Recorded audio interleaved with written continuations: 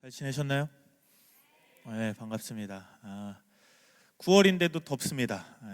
더운데 그래도 덥다고 이제 아침 저녁으로 일교차가 심해지니까 더 건강 관리 잘 하시고 신앙생활도 열심히 잘 하시는 계절이 되었으면 좋겠습니다. 우리 지난주에 우리 청년부 예배를 못 드려서 인사를 못 드렸는데 우리 은주 자매가 이제 결혼을 하고 이제 청년부 예배 왔습니다. 왜 일어나 주세요. 박수 한번 주세요.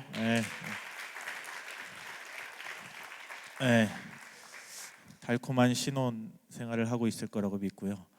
네, 다음 주에 가나요 신혼여행? 이번 주 수요일, 이번 주 수요일에 신혼여행 간답니다. 잘 다녀올 수 있도록 또 기도해 주시고 오늘 우리 은주자매가 결혼식 때 많이들 축하해주고 또 고마운 마음으로 우리 청년부의 간식을 오늘 나눠준다고 합니다. 그래서 끝나고 우리 인사할 때 감사합니다 인사를 나눴으면 좋겠고요.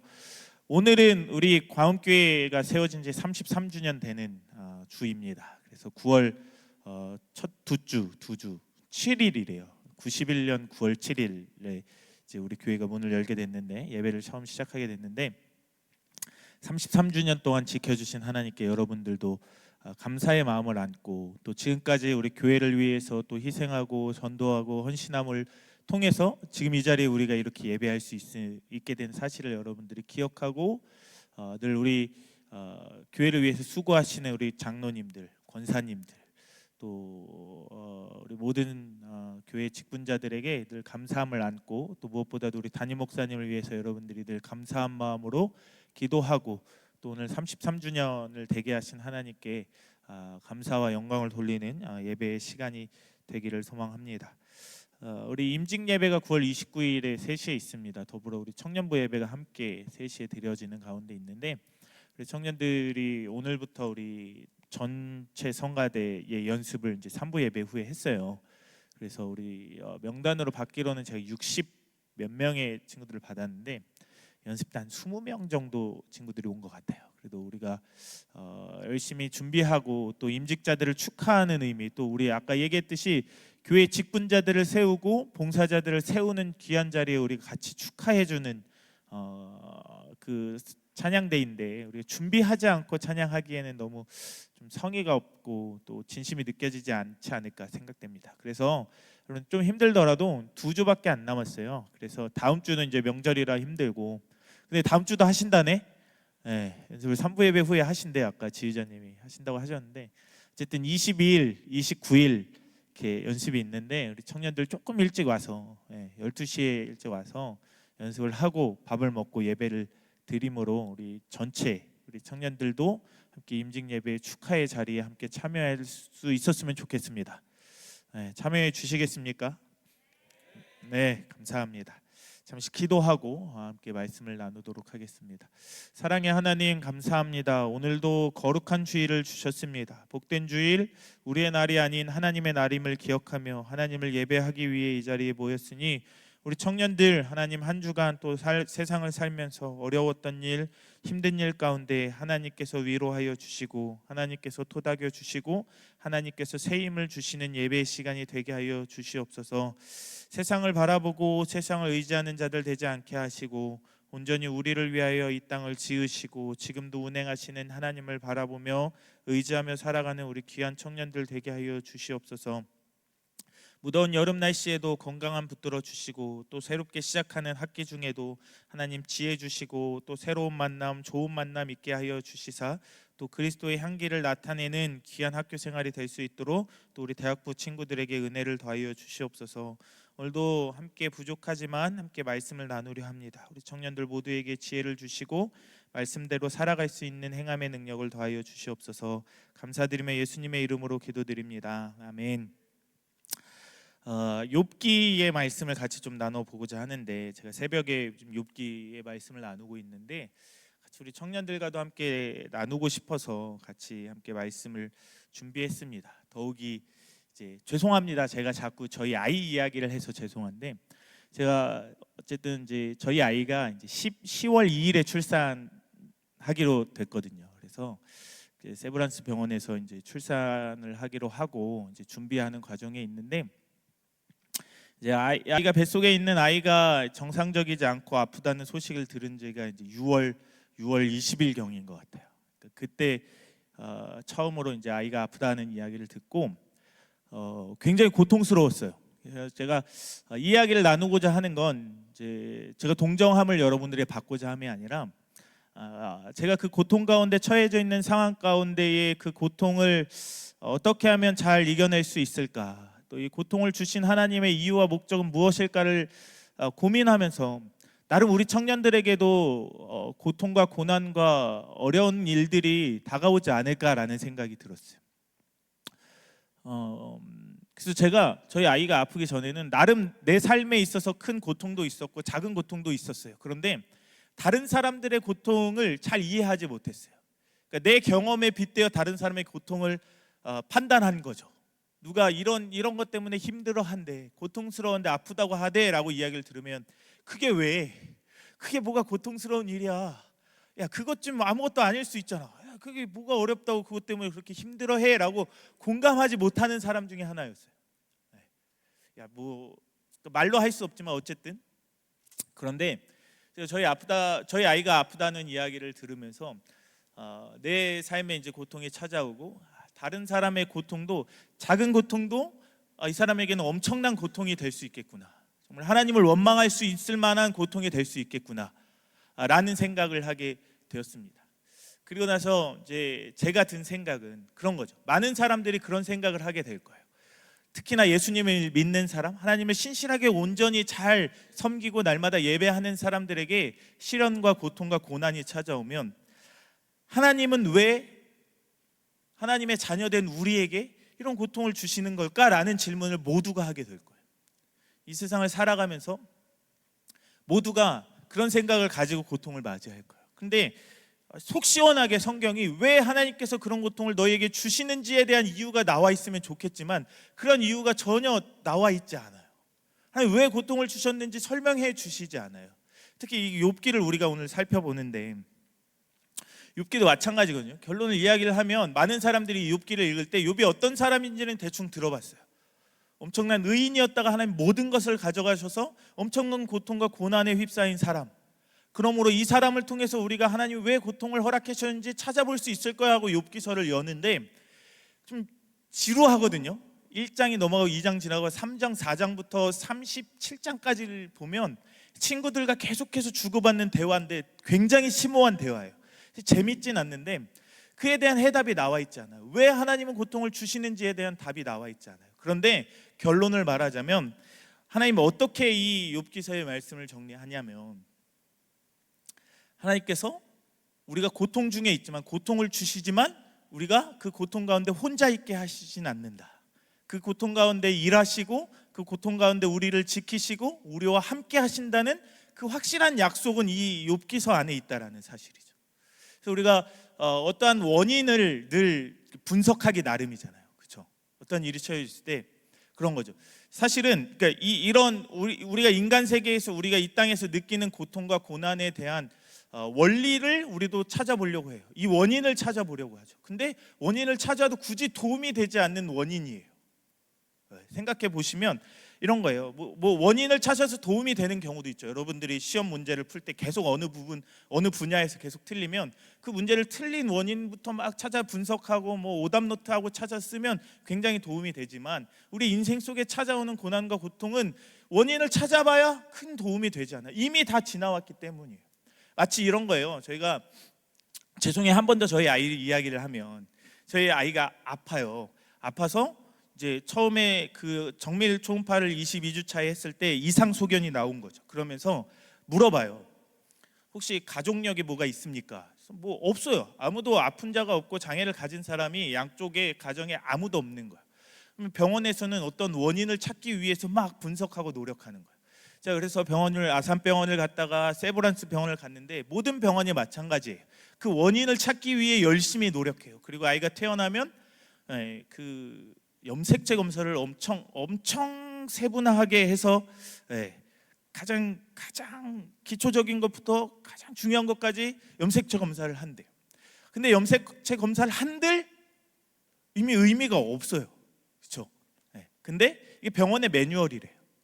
그래서 제가 막 이렇게 막 찾아볼 거 아니겠어요? 처음에 아픔을 당하고 저희 아내도 그렇고 저도 그렇고 하루 몇 날 막 찾아보는 거예요. 막 의학 용어 막 구글에 검색하면서 우리 아이가 가진 병명 막 쳐보고 막 하는 거예요. 이런 원인이 왜 일어났을까 막 찾아보고 하는 거예요. 근데 그 원인을 안들 뭐예요? 아무 의미가 없어요. 네. 원인은 알려고 하든 아무 의미가 없고, 그래서 어떤 병원에 이제 의사가 밑에 코멘트를 다는데, 그래서 자기 아이도 이런 손발에 문제가 있었는데 자기도 이런 걸 고치는 의사이지만 병원에서 이런 걸 미리 알려주는 걸 추천하지 않는다라고 말하는 거죠. 물론 지금은 이제는 정말로 세대가 악해져서 낙태가 합법화가 됐잖아요. 그래서 이 아이를 지울 수 있는 선택이 부모에게 있어요.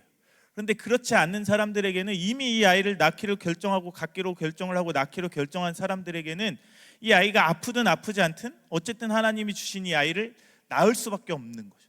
그런데 원인을 안들 무슨 의미가 있겠습니까? 마찬가지로 우리에게 하나님이 주시는 고통과 고난이 힘들고 어려워요. 그래서 저도 처음에 저희 아이에 대한 고통이 저에게 찾아왔을 때, 하나님, 어떠한 이유 때문에 제가 이런 고통을, 혹시나 이런 상황이 됐는지에 대한 원인을 찾게 돼요. 어쩔 수 없이 찾게 되지만 하나님 앞에 서는 그런 질문들의 의미가 없게 돼요.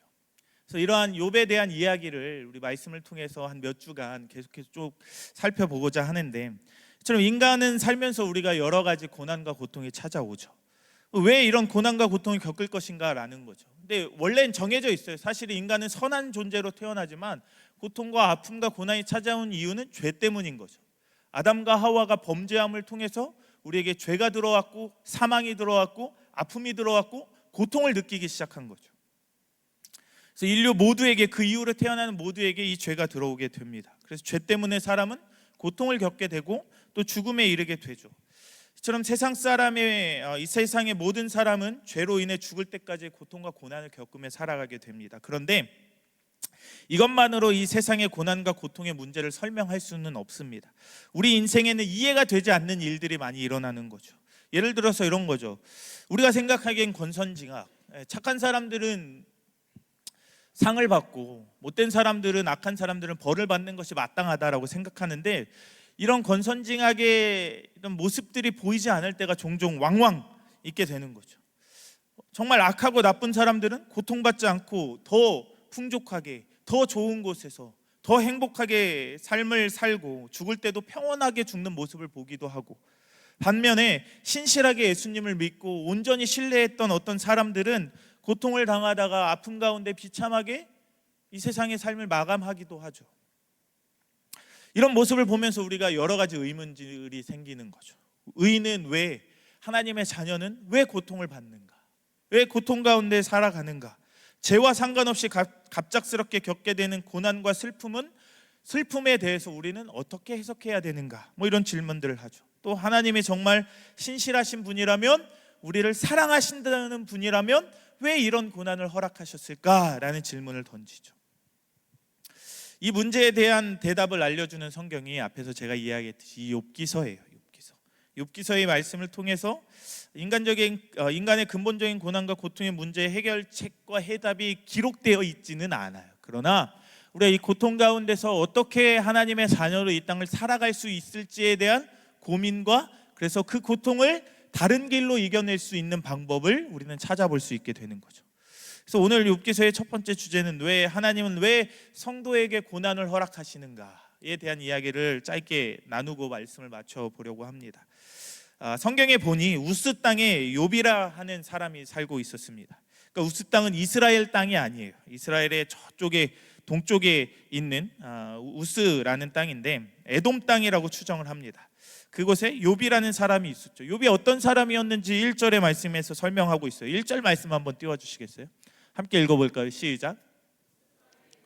풀리는 사람이 있었는데 그 사람은 온전하고 정직하여 하나님을 경외하며 악에서 떠난 자니라. 아멘. 여러분, 욥이 어떤 사람이래요?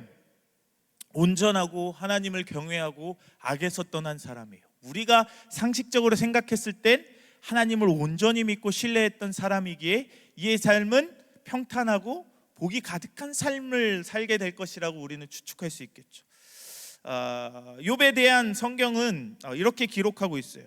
성경 저자는 욥이라고 하는 인물이 그냥 어떤 특정한 인물이 아닌 평범한 성도들의 이야기를 하려고 하는 거예요. 이 욥기서가 기록한 이유는, 욥기서가 성경에 남은 이유는 바로 이 욥이라는 특별한 사람을 여러분에게 소개시켜 주는 것이 아니라 욥이라는 인물을 통해서 이 욥과 같은 삶이 이 예수님을 믿는 평범한 사람의 삶의 모습임을 우리에게 알려주는 거예요.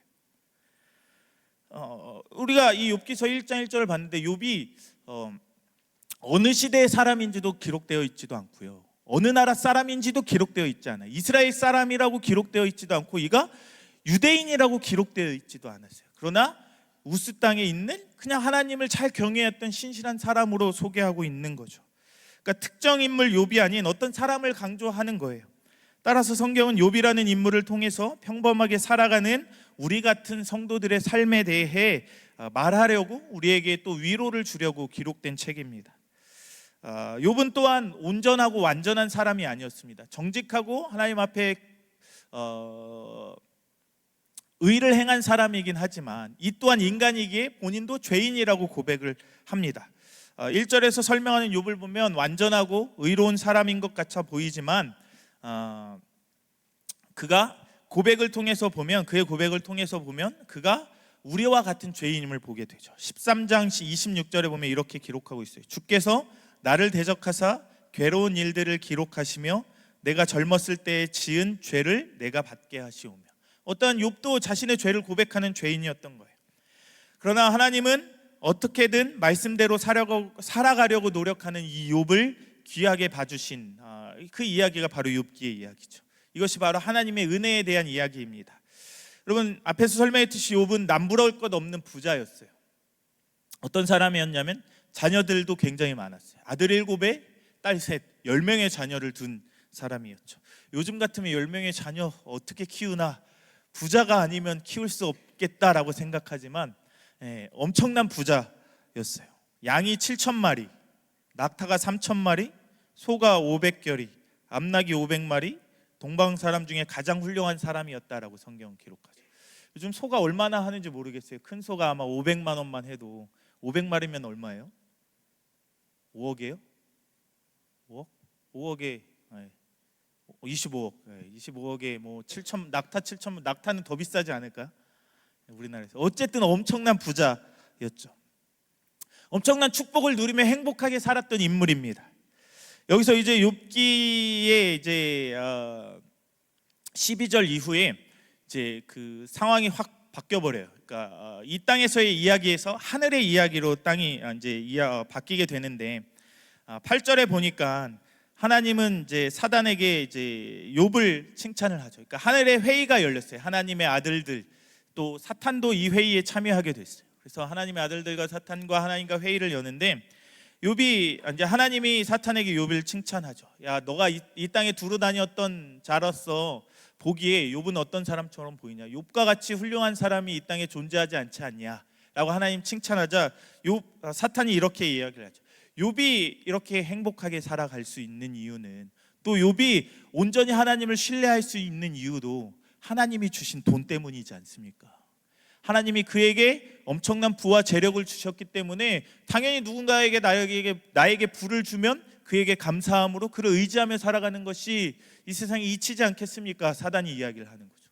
그래서 욥이 의인으로 살아갈 수 있는 이유는 하나님이 주신 축복, 돈 때문이다라고 이야기를 합니다.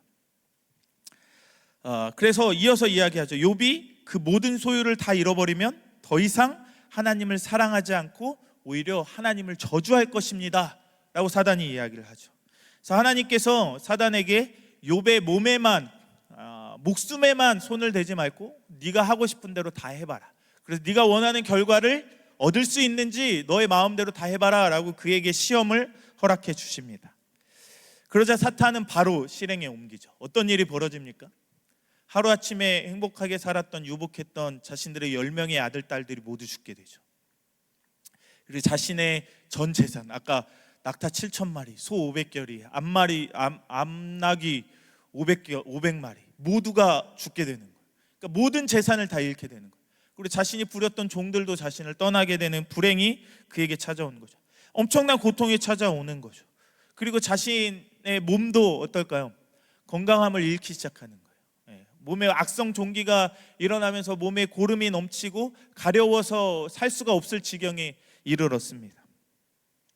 그리고 나서 이 어려운 시기에, 여러분, 이 어려운 시기에 우리 누구에게 위로를 받을 수 있습니까? 사실 이 땅에서 나에게 가장 어려운 일이 생겼을 때, 가장 슬픈 일이 생겼을 때 나를 위로해 줄 사람은 우리 배우자밖에 없을 거라고 생각할 거예요.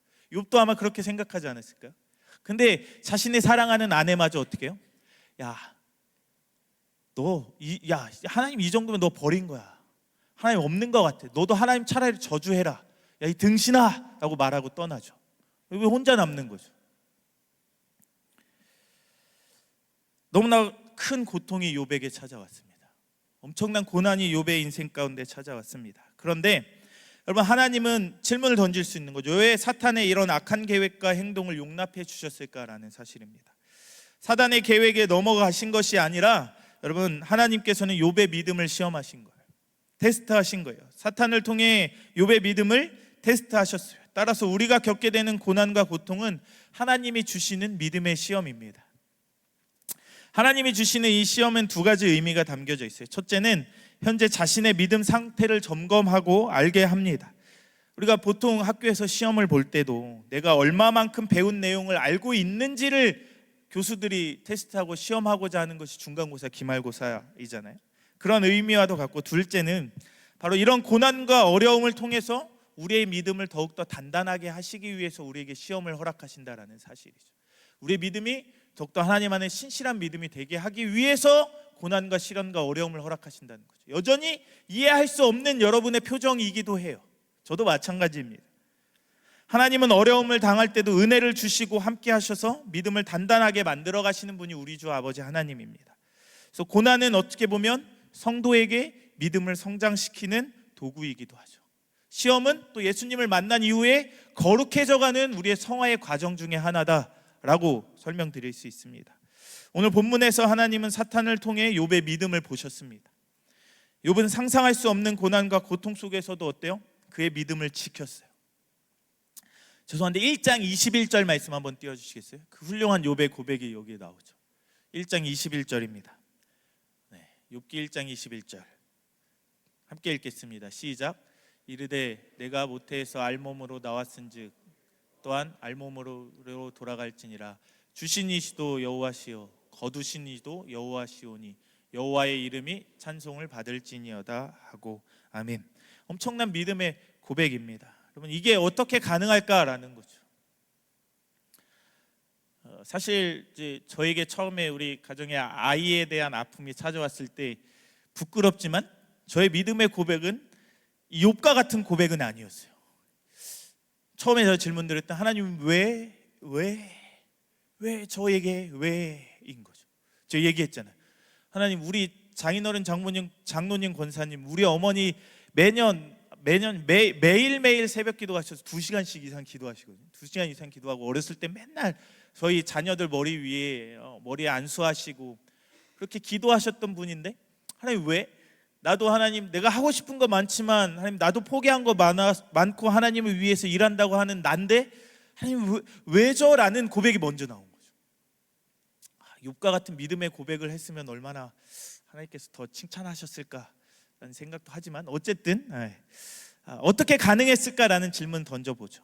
은혜와 자비가 풍성하신 하나님이 여러분 욥에게 그 생명과 믿음을 주셨기 때문입니다. 오늘 본문에는 나와 있지 않지만 욥기서 안에서 욥이 친구들에게 대화하는 장면에서 그의 믿음과 온전히 하나님을 향한 그의 마음이 어떤 마음인지를 알게 되는 거죠. 욥기서 10장 12절에 이렇게 기록하고 있습니다. 생명과 은혜를 내게 주시고 나를 보살피심으로 내 영을 지키셨나이다. 이 고백이 모든 것을 잃어버린 욥의 고백인 거예요. 건강도 잃어버리고 자녀도 잃어버리고 전 재산도 잃어버린 욥의 고백이 이거예요. 남은 건 그냥 병든 몸을 안고 살아가는 욥의 이 모습 하나인데 욥은 이렇게 고백하죠. 생명과 은혜를 내게 주시고 나를 보살피심으로 내 영을 지키셨나이다. 여러분, 말씀을 정리합니다. 여러분, 하나님의 알지 못하는 고난과 고통은 존재하지 않아요. 이 세상 그 누구도 여러분 마음 안 알아줄 것 같고 너무나 외로움 가운데 고통과 고난을 보내고 있는 청년들 계십니까? 그러나 하나님은 여러분의 모든 고난과 고통을 알고 계십니다. 여러분, 하나님이 허락하지 않는 고난과 고통도 없습니다. 하나님은 고난과 고통을 통해서 우리의 믿음을 더욱더 단단하게 만들어 가십니다. 우리가 고난과 고통을 통해서 고통을 당할 때 믿음이 단단해질 수 있는 이유가 무엇입니까? 하나님이 우리의 모든 인생을 아시기에 고난과 고통을 당할 때 적절하게 개입해 주시고, 우리가 감당하지 못할 시험이 있으면 피할 길을 내사 감당할 수 있는 시험으로 만들어 주시고 은혜를 주시기 때문입니다. 시편 기자는 이렇게 말합니다. 61편 3절에 주는 나의 피난처시오 원수를 피하는 견고한 망대이심이니라. 아멘. 이처럼 하나님은 우리 각자의 믿음에 맞게 우리를 도우시고 이끌어 가 주시는 분이십니다. 우리는 고난과 이런 고통 속에서도 믿음을 가지고 살아갈 수 있고 그 고난과 고통과 모든 시련을 이겨낼 수 있는 명분은 충분합니다. 하나님이 우리의 피난처이자 위로자 되시기 때문입니다. 은혜를 받아서 믿음으로 살아가는 욥처럼 우리도 견뎌낼 수 있고 다시금 일어설 수 있는 거죠. 우리는 힘들고 어려운 상황 속에서도 다시 하나님이 다 알고 계시고 반드시 함께 하신다라는 사실을 기억해야 해요. 그럼 제가 죄송해요, 한 번 더 저희 아이 얘기를 꺼내는데, 제가 그 소식을 듣고 뭐지? 하나님 도대체 뭐지? 하나님 살아계신 분이 맞는가? 하나님 뭐지? 라고 계속해서 의문을 품고 하나님을 떠나면 제 인생은 거기서 끝인 거죠. 그러나 내가 위로할 수 있는 분이 계시고, 내가 아버지라 부를 수 있는 분이 계시고, 내가 다시금 힘을 얻을 수 있는 분이 계심을 깨닫고 하나님께 나와 기도할 때 제가 새 힘을 얻고 지금 이 시간까지도 여러분 앞에 나와 예배할 수 있고 기도할 수 있고 설교할 수 있게 된 거죠. 마찬가지입니다. 여러분들이 어려운 상황, 힘든 상황, 고통 상황, 시련의 가운데 있습니까? 그 가운데서도 하나님이 여러분의 모든 아픔을 다 알고 계시고 여러분과 함께 하신다라는 사실을 기억해낼 수 있는 믿음의 청년들이 되기를 축복합니다. 욥뿐만이 아니라 여러분 모든 믿음의 조상들도 고난과 고통 속에서 하나님의 은혜와 위로를 경험했습니다. 요셉에 대한 이야기도 여러분과 나눴었잖아요. 특별히 우리는 세상을 이기신 그리스도의 십자가 사랑과 은혜를 받은 자들입니다. 어떠한 어려움 속에서 그 예수님이 성령님을 통해 우리와 함께 하시고 도우시는 분, 성령님은 우리를 도우시는 분으로 이 땅에 존재하십니다. 이 사실을 기억하십시오. 한 주간도 고통과 고난 중에서도 쉬지 않고 우리를 사랑하시고 우리를 돌보시고 여러분의 마음을 위로하시는 그 예수 그리스도의 십자가 사랑을 바라보시고 기억함으로 버티고 견디고 승리하는 우리 엎드린 공동체 모두가 되기를 주의 이름으로 축복합니다.